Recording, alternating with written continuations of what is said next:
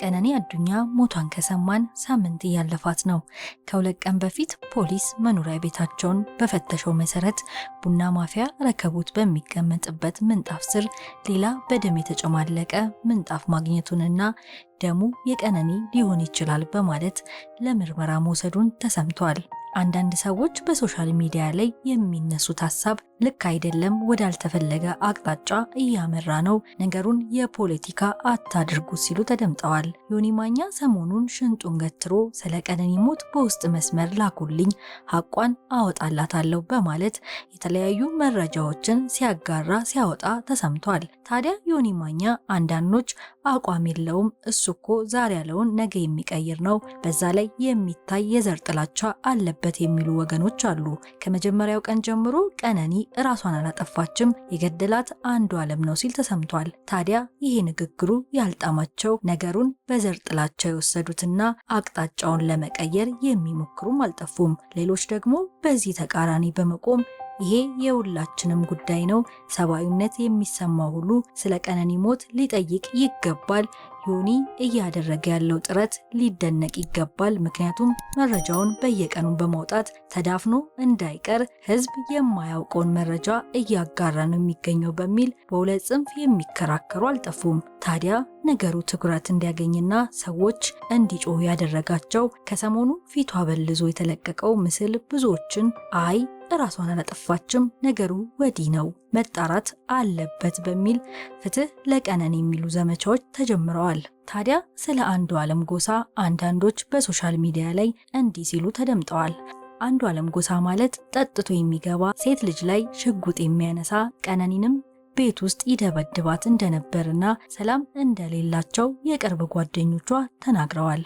አንዱዓለም ጎሳ አዲስ አበባ ብያ ካቻማሌ ማልበርባዳ ምን ትፈልጋለህ ብሎ ከዘፈነበት ጊዜ አንስቶ ቋንቋውን በሚሰሙትም ሆነ በማይሰሙት ዘንድ ተወዳጅነትን ማትረፍ ችሏል። በብዙ መድረኮችና ክለቦች ላይም አይጠፋም። የዛሬ ዓመት አካባቢ ታዲያ በቀነኒሳ ሆቴል በሚዘፍንበት ወቅት ጫላ ቡልቱሜ ከተባለ ሌላ የኦሮምኛ ሙዚቃ አቀንቃኝ ጋር ጸብ ውስጥ በመግባት ሽጉጥ ተማዘው ቀለል ያለ ጉዳት አስተናግዶ ነበር። ታዲያ ቸው መንስኤ ቀነኒ ነበረች። ቀነኒ ከአንዱዓለም በፊት ከጫላ ጋር ግንኙነት ነበራት። ከዛም ከአንዱዓለም ጋር ፍቅር መጀመራቸው ያበሳጨው ጫላ ቡልቱሜ ነገር ይፈልገዋል። የዛን ቀንም በማይመስል ነገር ተነጃጅሰው ጥይት እስከ መማዘድ ደርሰዋል። ይህም አንዱዓለም ጎሳ ቅናት እንደሚያድርበትና ብዙ ጊዜ እንደሚያስጨንቃት እንደሚመታትና እንደሚኳረፉ የወጡ መረጃዎች ያመለክታሉ።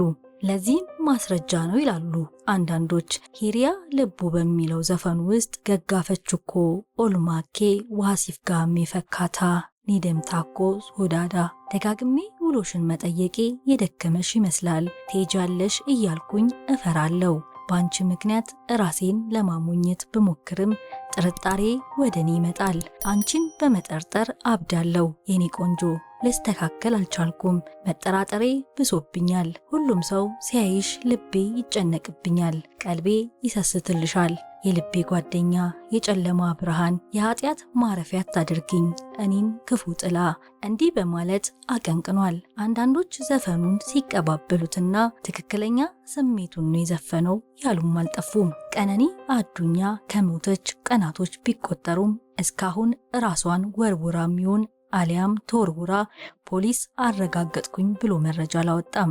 አባት ይንገበገባሉ፣ እናት አንጀታቸው አሯል። ባለቤቷ እስካሁን እንደታሰረ ነው። እሷ ካፈር በታች ውላለች። ገና በወጣትነቷ ምኑንም ሳታየው የልፋቷን ሳታገኝ ምኞቷን አየር ላይ እንደበተነች ህይወቷ አልፏል። ቀነኒ ከእንግዲህ ተመልሳ ለአንዱዓለም ሚስት ለአባቷም ልጅ ልትሆን አትችልም። አንድ ያምልጣለች። አባቷ ከዚህ በፊት የልጄን አውጡልኝ ሌላ የምለው የለኝም ሲሉ ተደምጠው ነበር። አሁን ደግሞ ቢቢሲ ባደረገላቸው ቃለ መጠይቅ ላይ እንዲህ ብለዋል። ስለ ልጅ አሟሟት ጉዳይ ድምፃዊ አንዱዓለም ጎሳን በጠይቀው ደስ ይለኛል ሲሉ የተሰሙት አቶ አዱኛ ዋቆ ልጃቸው መልካም ባህሪ እንደነበር ገልጸው እኛ ምንም አንፈልግም፣ የምንፈልገው ፖሊስ ፍትህ እንዲያሰፍን ብቻ ነው፣ የልጄ ሞት እንደ ሃጫሉ ተዳፍኖ እንዳይቀር ብለዋል። ሞዴልና የማስታወቂያ ባለሙያ የሆነችው ቀነኒ ከምትኖርበት አፓርታማ 5ኛ ፎቅ ላይ ወድቃ ህይወቷ ማለፉን ፖሊስ መግለጹ ይታወቃል። በሐረር ነዋሪ የሆኑት አባቷ የልጃቸውን ህልፈት እንዴት እንደሰሙ ሲናገሩ ስልክ ደውለው ከፎቅ ላይ መውደቋን ነገሩኝ። ሴት ልጅ ከፎቅ ላይ ልትወርቅ አትችልም። በተለይ ጨዋ የሆነች ለለውጥ የምትለፋ ራሷንና ቤተሰቧን ለመቀየር የምትጥር ሴት እንደዚህ አታደርግም ብለዋል። ጨምረውም ስለ ነገዋ የምታስብ ነበረች። ስለዚህ እንደዚህ አይነት ነገር አታደርግም። ሌላ ሰው ካልጣላትና ካልገፈተራት በስተቀር እሷ ይህንን ልታደርግ አትችልም በማለት አብራርተዋል። አቶ አዱኛ በመግለጫቸው ልጃቸው ግልጽ ሴት እንደነበረች አክለው ማለት የምትፈልገውን የምትናገር ምንም የምትደብቀው ነገር የሌላት ናት ያሉት አባትየው ሮብ በቅድስት ሥላሴ ካቴድራል በተከናወነው የቀብር ስነ ስርዓቷ ላይ ለመገኘት ችለው ነበር። ፖሊስ እስካሁን ስለ ልጃቸው ጉዳይ ጠርቶ እንዳላነጋገራቸው የጠቀሱት አቶ አዱኛ እሳቸው ግን ድምፃዊ አንዱዓለም ጎሳን አግኝተው በወቅቱ ስለተፈጠረው ጉዳይ ማነጋገር እንደሚፈልጉ አስረድተዋል። ሌላው በበርካቶች መነጋገሪያ የሆነው ጉዳይ በቀነኒና በአንዱዓለም መካከል ያለውን ግንኙነት የሚመለከት ነው። የድምፃዊ ማናጀር ሌሊሳ እንድሪስ ቀለበት ማሰራቸውን እናም በቅርቡ ጋብቻቸውን ለመፈጸም ማሰባቸውን መግለጹ የሚታወስ ሲሆን የአዲስ አበባ ፖሊስ ባወጣው መግለጫ ደግሞ ቀነኒን የድምፃዊ የአንዱዓለም ሚስት በሚል መግለጹ አይዘነጋም። አባቷ አቶ አዱኛ ግን የሚሉት ሌላ ነው። እኔ እስከማውቀው ድረስ አንዱዓለምና ቀነኒ ጥሩ ግንኙነት አላቸው ያሉት አባቷ ወደ 2 ዓመት ለሚሆን ጊዜ አብረው መቆየታቸውን ገልጸዋል። በዚህ ጊዜ ውስጥ ግን በእጮኝነት ማሳለፋቸውን እንደሚያውቁ አስረድተው ሲናገሩም ቀለበት አስረዋል የሚባለውን እኔ አላውቅም፣ እኛ ጋር እስካልመጡ ድረስ ቢያስሩም ተቀባይነት አንሰጠውም፣ ምክንያቱም እኛ ጋር ሽማግሌ አልተላከልንም ብለዋል። ጨዋ መሆኗን ጠቅሰው ለቤተሰቦቿና ለዘመዶቿ ክብር ያላት ልጅ እንደነበረች ጨምረው ተናግረዋል። የቀነኒ ሞት ብዙዎችን ያሳዘነና ያስቆጣ ጉዳይ ነው። ራሷን አጥፍታ ከሆነ ወጣቶች እባካችሁ ራሳችሁን አትጉዱ፣ ሁሉም ያልፋል የሚል ሐሳቦች ይንጸባረቃሉ።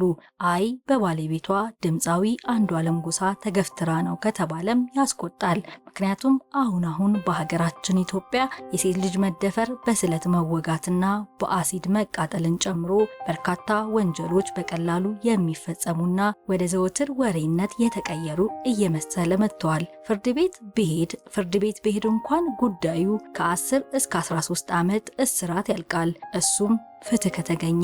ታዲያ የቀነኒን ሞት በወንድ እጅ ከሆነ ዝም እንዲባል አይፈለግም። ቤተሰቧም የልጃችንን ደም አውጡልን የሚሉት ተደባብሶ እንዳይቀርብን አደራ ያሉት ውስጣቸው አንዳች ጥርጣሬ ቢያድር ነው። አባቷ አንዱዓለምን አግኝቼው ሁኔታውን እንዴት እንደነበር ብጠይቀው ደስ ይለኝ ነበር ብለዋል። ልጃቸው ራሷን እንደማታጠፋ እርግጠኛ ሆነው ነገር ግን እስካሁን ተገፍትራ ይሁን ራሷን ወርውራ የተረጋገጠ መረጃ የለም።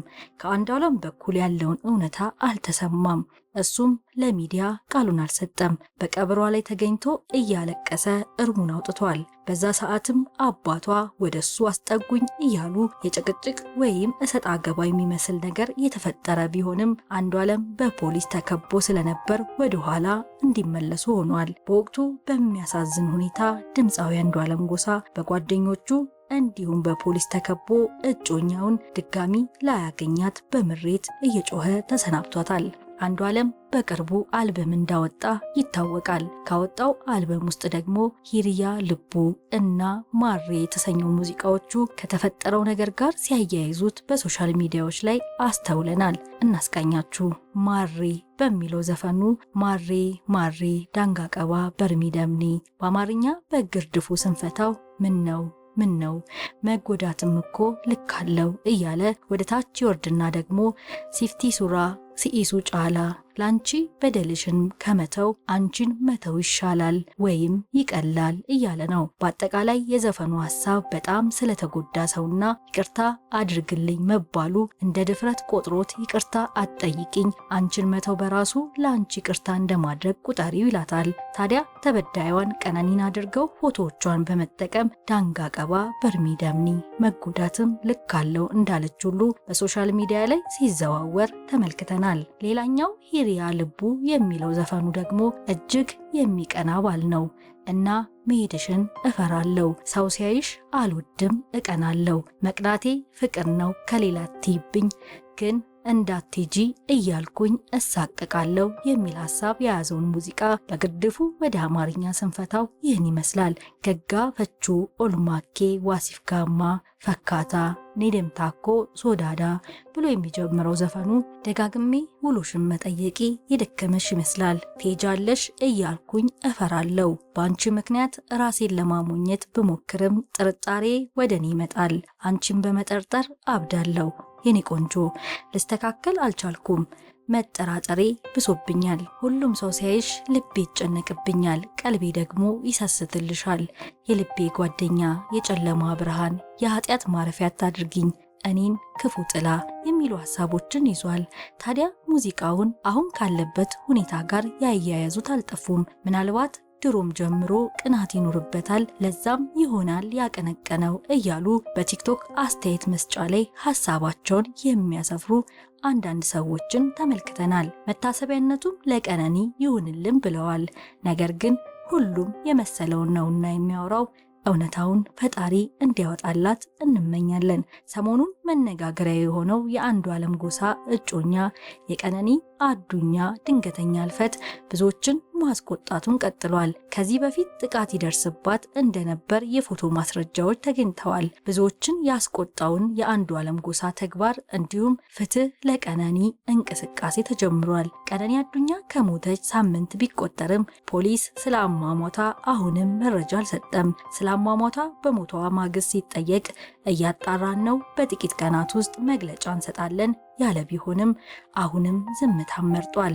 ራሷን አጥፍታ ነው የተባለች ያቺ ቆንጆ ሳቂታ ወጣት ሰሞኑን በሶሻል ሚዲያ አንድ ፎቶ ሲዘዋወር ተመልክተናል። በምስሉ ላይ እንደምትመለከቱት ፊቷ በጥፊ ወይም በሌላ ምትበልዟል። አይኗ ውስጥ ሐዘን አለ፣ ታሳዝናለች። ይህንን ፎቶዋን ያወጣው በማህበራዊ ትስስር ገጾቹ ላይ ዮኒ ማኛ በመባል የሚታወቀው ሰው ሲሆን ፎቶውን የላኩለት ሰዎች በድብቅ ስማቸው ሳይጠቀስ ሐቋ እንዲወጣላት ነው እንጂ ለህይወታችን እንሰጋለን እንዳሉ ታሳውቋል። በተጨማሪም ፍቅረኞቹንን ያሉ ሴቶች የህግ ከለላ ከተደረገላቸው ቃላቸውን መስጠት እንደሚፈልጉ እንደነገሩት ተናግሯል። ዮኒ ማኛ ዝም አትበሉ፣ ቀነኒ ተገላ ነው እንጂ ራሷን አጥፍታ አይደለም ባይ ነው። እኔ በበኩሌ ዝም አልልም፣ በቻልኩት አቅም ሐቋን አወጣላታለሁ፣ ይሄ ጅማሬ ነው ሲል አክሏል። ቀነኒ አዱኛ ሐዘኗን በሳቅ የደበቀች በቲክቶክ ገጾቿ ላይ የምትለቃቸው ሙዚቃዎችና ጭፈራዎች ደስተኛ ያስመሰሏት የምታሳዝን ነፍስ ናት። ራሷን አጥፍታም ይሁን ተገፍትራ ያቺ ቅስፈት የአንድ ቀን ንዴት፣ የአንድ ቀን ጭቅጭቅ፣ የአንድ ቀን ግልፍተኝነት የወለዳት አይደለችም። የተጠራቀመ ህመም፣ የታፈኑ መጎዳቶች የሚያፈነዷቸው እንጂ። ብዙ ተስፋ ያላት ልደቷን እውን ለማክበር ፎቶ ስትነሳ የቆየች ልጅ በድንገት ተነስታ ያውም ከ5ኛ ፎቅ ላይ ራሷን ወረወረች መባሉ ብዙዎችን አላሳመነም። በፊት አብረዋት የሚታዩ ቀነኒኮ እያሉ የሚያቆላምጧት ጓደኞቿ ነፍስሽን ይማረው ከማለት በስተቀር እውነታው ይውጣልን ከማለት ተቆጥበዋል። እዚህ ጋር እውነታው ይውጣልን ማለት ተገፍትራ ነው ወይንስ ራሷን አጥፍታ የሚለውን ነገር ይጥራልን ነው እንጂ ድምፃዊ አንዱዓለም ጎሳ ገሏታል፣ ገፍትሯታል የሚለውን ጽፍ የያዘ አይደለም። ቤተሰቦቿ፣ ወዳጆቿ እንዲሁም አይተዋት ያዘኑላት ሁሉ ልባቸው በጥርጣሬ ተወጥሯል። ያንን ጥርጣሬ የሚያረግብ አሳማኝ መረጃ እንዲሰጣቸው ይፈልጋሉ። እውነታው ይጥራልን ማለት ይሄ ነው። ይህንን ተከትሎ በምስሉ ላይ እንደምትመለከቱት ፍትህ ለቀነኒ የሚሉ እንቅስቃሴዎች መመልከት ችለናል።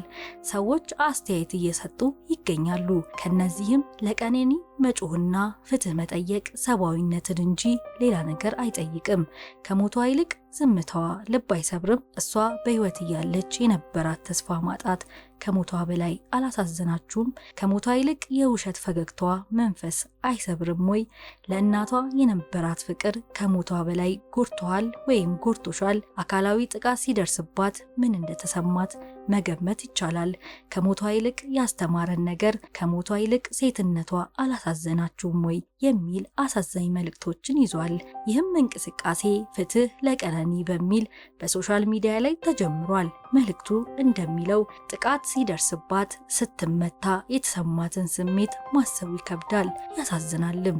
ለቲክቶክ የሚሆነውን ቪዲዮ ስቃ ቀርጻ ስትጨርስ የሚሰማትን ብቸኝነት ማሰብ ከሞቷ በላይ ያማል። ለዚህም ነው አንዳንድ የቅርብ ወዳጆቿ ይህንን እንቅስቃሴ ጀመሩት። ከዚሁ እንቅስቃሴ ጋር ተያይዞ ደግሞ ሰዎች የራሳቸውን ሀሳብ እየሰጡ ምክር ቢጤም እያከሉ ሲለቁ ታይቷል። በኦሮምኛ ተጽፎ የተለቀቀው መልእክት ወደ አማርኛ ሲተረጎም ሴቶች እባካችሁን ቤተሰብ ካላጸናው ግንኙነት ውስጥ በፍጹም አትግቡ፣ ከጋብቻ በፊት አብሮ መኖርን አትደግፉ፣ ለእናንተ ዋጋ ከሌለውና ዋጋ ከማይሰጣችሁ ሰው ጋር አብራችሁ አትሁኑ። ከአንድ ሰው ጋር ግንኙነታችሁን ከጀመራችሁ በኋላ እንደማይሆን ከተሰማችሁ ደግሞ በሰላም መለያየትን ምረጡ።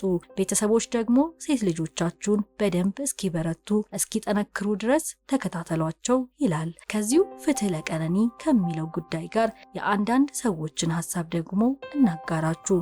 ተራራ የማይጋርደው በፌሚኒስት ነባዮች ጋጋታ የማይሸፈነው ጨለማ የማይደብቀው ሴት አመራሮችን አብዝተናል ፕሮፓጋንዳ የማይጠግነው ከሚያብለጨልጨው ሴት አርቲስቶች ጨረርና ትርክሚኪ ባሻገር ለአልፎ ሂያጅ ሁሉ የሚታይ ስርዝ ድልዝና የጠባሳ ቁልል የቁስል ክምር ያልሻረ ህመም ሰንበርና መስመር ሰርቶ ደምቆ የሚታይ ጠባሳ ቀይ ደም የቋጠረ የግፍ ተራራ። አዎ በየጊዜው ሴቶች ላይ የሚፈጸመው ጥቃት በዝቷል፣ ዘግናኝነቱም ጨምሯል። ይህንን ጥሬ ሀቅ መካድም መሸሽም አይቻልም። አሲድ የተደፋባት የሐረርጌዋ አያንቱ፣ የባህር ዳሯ ህፃን ሄቨን፣ በመቀሌ የቃላሚኖ ተማሪ የቤቴሌም ገብረ ሚካኤል ግድያ፣ በነቀምቴ ሰሞንኛው የታዳጊዋ አያንቱ አሰቃቂ ግድያ፣ የቀነኒ ልብ ሰባሪ ትራጄዲ ፍጻሜ ደግሞ ከሁሉ ነፍሶች ስቃይና ህልፈት ጀርባ ወንድ አለ። ይህንን መካድ ዓለም ላይ ወንድ የሚባል ፍጡር የለም ብሎ እንደ መከራከር ነው። በመሆኑም ህግ በገንዘብ አቅም በስልጣንና በዝነኝነት የሚደፈቅበት በዚህ ጊዜ በህይወት የመኖር መብትን ተነጥቆ ፍትህን ተነፍጎ ላሉት አሳዛኝ ነፍሶች ሲል የተሳሳተ ድምዳሜ ላይ ቢደረስ እንኳን ግድ የለኝም። ለድምፃዊ ወግኑ ልክ ከመሆን ፍትህን ከምትሻ ነፍስ ጎን በመቆም መሳሳት ቢኖር እንኳን መሳሳቱን እመርጣለሁ። ፍትህ ለቀነኒ፣ ጀስቲስ ፎር ቀነኒ። ጥላዬ ያሚ። ሌላ ታዬ ቦጋለ አረጋ የሚባል ሰው ድምፃዊ አንዱዓለም ከተጠርጣሪነት ቢዮንድ ሪዘነብል ዳብት የሆነ በቂ ማስረጃ እስካልተገኘ ድረስ ነፃ ሊሆን ይችላል። ፍትህ ቀና ብላ የደረሰባትን መናገር ለማትችለው ቀነኒ በማለት ጽሑፉን አጋርቷል። ሮቤራ አምሳሉ የተባለ ሰው በበኩሉ መልቀቅ መተው መሄድ መቻልን የመሰለ ጸጋ የለም። ከጤናማ አእምሮና አካል የሚበልጥ ምንም የለም። ህይወት የሚከፈልለት ስጋዊ ፍቅር የለም። ይሄ ጥሬ ሀቅ ነው። አንኮንዲሽናል ፍቅር የምታገኘው ከፈጠረህና ከምትገዛለት ፈጣሪ ብቻ ነው። ምን አይነት አቢዩዚቭ ህይወት ውስጥ እንደነበረች እርሷና ፈጣሪዋ ናቸው የሚያውቁት። ያሳለፈቻቸው የስቃይ፣ የድብደባ፣ የስድብ ሌሊቶችን ማሰብ ነው። ስንት ነገር የምታይበት እድሜዋ በድባቴና በሐዘን ተስፋ በመቁረጥ ውስጥ እንደነበረችም ከጓደኞቿ ጋር የተመላለሰቻቸው ቴክስቶችና ድምጾችን መገመት ለማይችሉ ሁሉ ምስክር ነው። ሲያዩት ያላማረን ህይወት ብዙ ሳይጋግሩት መተው መፍትሄ ነው። በጊዜ መራቅ ካልሆነ ትርፉ ይሄ ይሆናል። ብዙ ሰዎች እናውቃለን ሰው ፊት ማህበራዊ ሚዲያ ላይ በስራዎቻቸው ቦታ ቤተሰቦቻቸው ፊት ድንቅ ሰው የሚባሉ ቤታቸው ውስጥ በተለይ ትዳራቸው ላይ ግን ሰይጣንን የሚያስቀኑ ብዙ ሰዎች አሉ። ብዙ ፍቅር ይገባሻልና በደልን ችለሽ መኖር የለብሽም። መፍትሄው መተው፣ መራቅ፣ መለየት፣ መሮጥ፣ ነፍስሽን በቅፉ ያኑረው። ፍትህ ገና በልጅነቷ ህይወቷን ላጣችው ቀነኒ።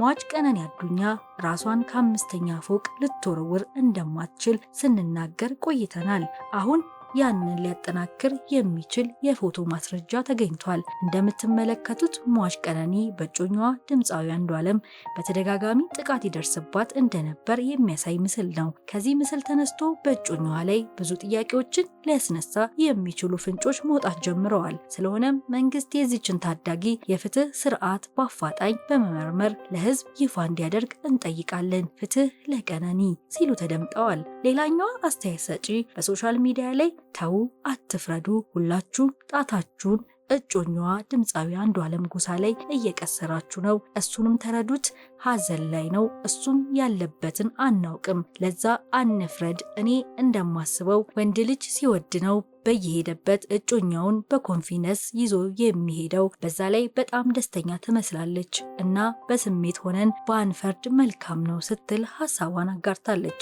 ሌላኛው ወንድማችን የብዙዎችን ሀሳብ በመመልከት መልስ ለመስጠት የሚመስል ሀሳብ በፌስቡክ ገጹ ላይ አጋርቷል። ለምን ትተው አትሄድም? ይህ ጥያቄ ሰሞኑን በተደጋጋሚ ሲዘዋወር አየው። ላዩን ሲያዩት ከማዘን የመነጨ ጥያቄ ይመስላል። ነገር ግን አይደለም። ተጠይቃን መልሶ ጥፋተኛ የሚያደርግ ነው። ባለመሄዷ የመጣ በደል ያስመስለዋል። አይደለም። ትታው የት ነው የምትሄደው? መንገድ ላይ አይደል እንዴ በጩቤ የተዘከዘከችው፣ በአሲድ የታጠበችው፣ በጥይት የተወገረችው? ቤቷ ቁጭ ብላ አይደል እንዴ ከውጪ እሳት የተለቀቀባት? ከቢሮዋ ስትወጣ አይደል እንዴ ተጠልፋ ለሳምንታት የተደፈረችው? የተወለደችበት አልጋ ላይ አይደል እንዴ አባቷ አጎቷ የደፈራት? የት ነው ትታው የምትሄደው?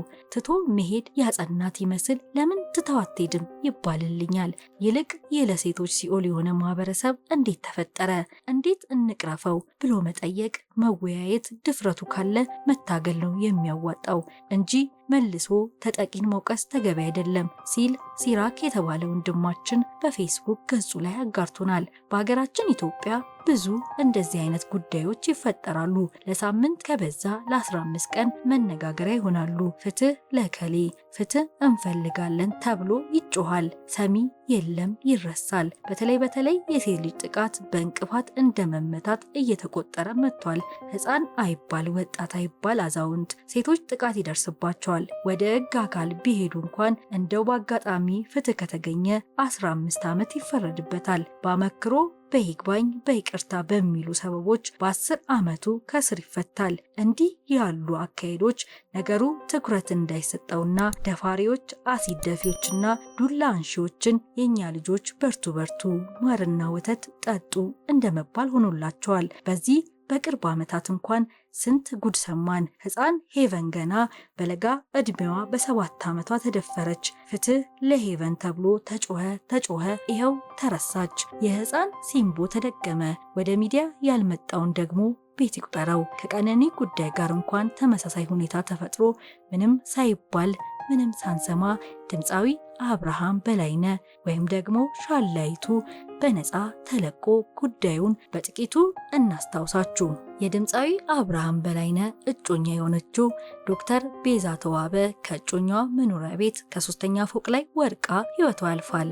ታዲያ ከቤቷ በሰላም ወጥታ የነበረች ሴት ከፎቅ ላይ ወድቃ ሆስፒታል ነው ያለችው። በቶሎ ድረሽ ተብላ ለእናት ይደወልላታል። እናትም ተሯርጣ ትደርሳለች። ስትደርስም ያቺ ሺዎችን የምታክም ወጣት ዶክተር በህይወትና በሞት መካከል እየታገለች ነበር። ማታ አብራት ተኝታ በጠዋት ከቅፏ የወጣችው ልጇ ከሰዓታት በኋላ ህይወቷ አለፈ። መታ ታክመናለች ብለው የሚጠብቋትን የካንሰር ታማሚዎች ጨክና ተለየቻቸው። አባቷ አቶ ተዋበ ምህረቴ በጊዜው በሰጡት ቃለ ምልልስ ላይ ልክ እንደ ቀነኒ አባት ሁሉ ልጄ ራሷን አታጠፋም፣ ተስፋ ነበራት፣ በዛ ላይ የተወደደች የተከበረች ዶክተር ናት፣ እኔ ራሷን ትወረውራለች ብዬ አላምንም ሲሉ ቃላቸውን ሰጡ። እናት በበኩላቸው ከፍቅረኛዋ ጋር ብዙ ጊዜ አይስማሙም ነበር። አንድ ሳምንት ደስተኛ ብትሆን፣ አንድ ሳምንት ተከፍታ ስታለቅስ ትከርማለች። በተደጋጋሚ ይህ ልጅ ቅርብሽ፣ አርቲስቶች አይታመኑም፣ ጸባይ የላቸውም ብዬ መከርኳት። እሷ ግን ከልቧ ስለምትወደው እምቢ ያለች አብራው ቆየች። ለምን አትጋቡም ስላት ቆይ በሚቀጥለው ዓመት ብለዋል ትለናለች። ዓመቱ ሲመጣ ደግሞ ቆይ ቀጣዩን ዓመት እያላት 4 ዓመታትን አብረው ቆዩ። አንድ ጊዜ ተጣልተው እኔ ቢሮ ድረስ መጥቶ አስታርቂኝ፣ እኔ ያለርሷ መኖር አልችልም ብሎኝ ያውቃል። ከዛ ይቅር ብላው አብረው ሲመለሱ ደግሞ ያስቀይማታል ስትል ተናግራለች። ጓደኛዋ በበኩሏ አሜሪካ ነው የምኖረው፣ በቅርብ ጊዜ ነው የመጣሁት። እስከ ቅርብ ጊዜ ግን ግንኙነታቸው ጥሩ እንዳልሆነ፣ አንዴ ጥሩ አንዴ ደግሞ መጥፎ እንደሚሆን አውቃለሁ። ሞቷን ከመስማቴ ከ12 ሰዓት በፊት አብረን ያወራን ሲሆን ትንሽ ለሚዲያ ጆሮ የማይበቁ ነገሮችን ነግራኛለች። ያሰቃያታል፣ ይሰድባታል። ለጓደኞቹ እንኳን ሚስቴ ናት ወይንም ፍቅረኛዬ ናት ብሎ ማስተዋወቅ አይወድም ነበር። እኔ ዶክተር ነኝ፣ እሷም ዶክተር ናት። መሞት ብትፈልግ እንኳን አማራጮች እንዳሉ ታውቃለች። አንድ መርፌ ራሷን ወግታ መሞት እንደምትችል እንኳን ታውቃለች። እኔ ራሷን አጠፋች ብዬ አላምንም ስትል ተናግራለች። ታዲያ ይቺ ለሀገር የምትጠቅም ከእርሱ ጋር ለመኖር ከመሞቷ አንድ ቀን በፊት ዕቃ ለቤታቸው ስትገዛ የነበረች ልጅ፣ በዛ ላይ ስንት ተስፋ የነበራት ዶክተር ተስፋ ሲጣልባት ደሟ ደመከልብ ሆኖ ቀርቷል። ራሷን አጥፍታ ነው በሚልም ድምፃዊ አብርሃም በላይነህ የፍርድ ሂደቱ እስኪያልቅ ድረስ በእስር ቆይቶ ፍርድ ቤቱ ምንም አይነት መረጃን ሳያወጣ ነፃ ነህ ብሎ የፍርድ ሂደቱ ሲያልቅ ለቆታል። ቤተሰብ ግን አሁንም ድረስ ሁሉም ነገር ጥያቄ እንደሆነባቸው አሉ። አብርሃም ለፖሊስ በሰጠው ቃል በረንዳው ብረት ስላለው ወንበር ደርድራ ነው የዘለለችው ብሏል። ታዲያ አባቷ ልጄ በፍጹም እንደዚህ አታደርግም፣ ብታደርግ እንኳን ወይ እሱ በጣም አስፈራርቷታል አሊያም ጎርቷት ነው የሚሆነው። ሲቀጥል ደግሞ ያንን ሁሉ ወንበር ሰብስባ ስደረድር እሱ ምን እያደረገ ነበር? ቆሞ እያያት አላውቅም፣ እግዚአብሔር ይፍረድልኝ ብለዋል። አብርሃም በላይነህ በቅርቡ አልበም ያወጣ ሲሆን ከሰይፉ ጋር አጭር ቆይታ አድርጓል። ሰይፉም ስለ ሁኔታው አስረዳን፣ ሰዎች እውነታውን ማወቅ ይፈልጋሉ፣ እስቲ አስረዳን ብሎ የጠየቀው ጥያቄ ሚዲያ ላይ ለማውራት ሞራል አይፈቅድም። ነገር ግን ፍርድ ቤት ነፃ ነህ ብሎ ለቆኛል፣ ዋናው ነገር እሱ ነው በማለት ነገሩን ዘግቶ መሐሙድ አህመድ እንዳለው ዝምታ ነው መልሴ ብሏል። አልበሙ ከሷ አልፈት በኋላ የሰራው እንደሆነ ሲጠየቅ አይ አልበሙ ከተሰራ ከ5-6 ዓመት በፊት ነው የተሰራው፣ ኤልያስ መልካ እንኳን የሰራቸው ሙዚቃዎች አሉ ያለ ሲሆን ከሁኔታው ጋር የሚገናኝ ምንም አይነት ሙዚቃ አልሰራውኝም ብሏል። ለ4 ዓመታት አብራ የቆየችውንና ራሷን ከገዛ ቤቱ ፎቅ ላይ ወርውራ ሞተች ስለተባለች ፍቅረኛው ዶክተር ቤዛ አሟሟትም ሆነ ስላሳለፉት የፍቅር ጊዜ ምንም ከማለት ተቆጥቦ ነፃ ነኝ የምትለዋን ቃል ብቻ በመናገር የቃለ ምልልሱን አካሄድ ወደ አወጣው አልበም አውድነት ቀይሮታል። ፖሊስ በበኩሉ ሁሉም ነገር ከተጣራ በኋላ መረጃውን ለሕዝብ አደርሳለሁ ቢልም ነገሩ ተረስቶ እንደተዳፈነ ቀርቷል። እንዴት ለምን ለሚለው የሕዝቡ ጥያቄ መልስ የሰጠ አካል የለም። ለሟቾች ነፍስ ይማርልን፣ ለቤተሰብ ዘላቂ መጽናናትን ፈጣሪ ያድልልን እያልን ዝግጅታችንን እዚህ ጋር እናበቃለን።